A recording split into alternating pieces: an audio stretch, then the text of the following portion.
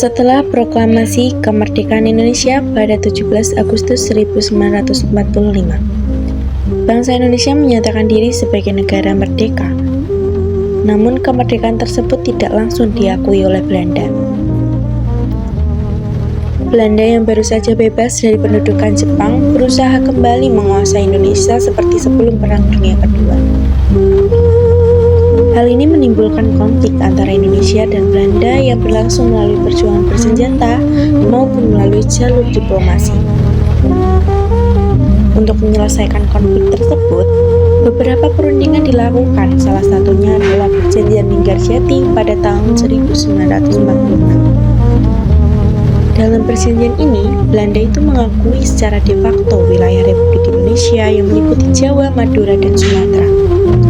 Namun, perjanjian ini tidak berjalan dengan baik karena adanya perbedaan penafsiran antara kedua pihak. Konflik kemudian berlanjut hingga diadakan Perjanjian Renville, tetapi hasilnya justru membuat wilayah Republik Indonesia semakin sempit. Ketegangan semakin meningkat ketika Belanda melancarkan serangan militer yang dikenal sebagai agresi militer Belanda II. Serangan ini menyebabkan banyak pemimpin Indonesia ditangkap dan situasi politik menjadi semakin tegang. Peristiwa tersebut menarik perhatian dunia internasional sehingga Perserikatan Bangsa-Bangsa ikut campur untuk membantu menyelesaikan konflik antara Indonesia dan Belanda.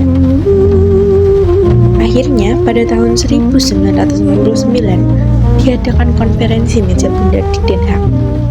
Dalam perundingan ini, Belanda setuju untuk menyerahkan kedaulatan kepada Indonesia pada 27 Desember 1949. Namun, dalam kesepakatan tersebut, Indonesia harus berbentuk Republik Indonesia Serikat, yaitu negara yang terdiri dari beberapa negara bagian.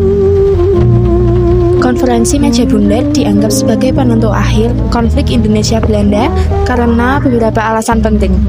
Pertama, melalui KMB, Belanda akhirnya secara resmi mengakui kedaulatan Indonesia setelah sebelum menolak kemerdekaan yang diproklamasikan pada tahun 1945. Kedua, dengan adanya penyerahan kedaulatan tersebut, konflik militer antara Indonesia dan Belanda berakhir sehingga perjuangan bersenjata tidak lagi terjadi. Ketiga, hasil KMB membuat Indonesia mendapat pengakuan yang lebih luas dari dunia internasional sebagai negara yang merdeka dan berdaulat.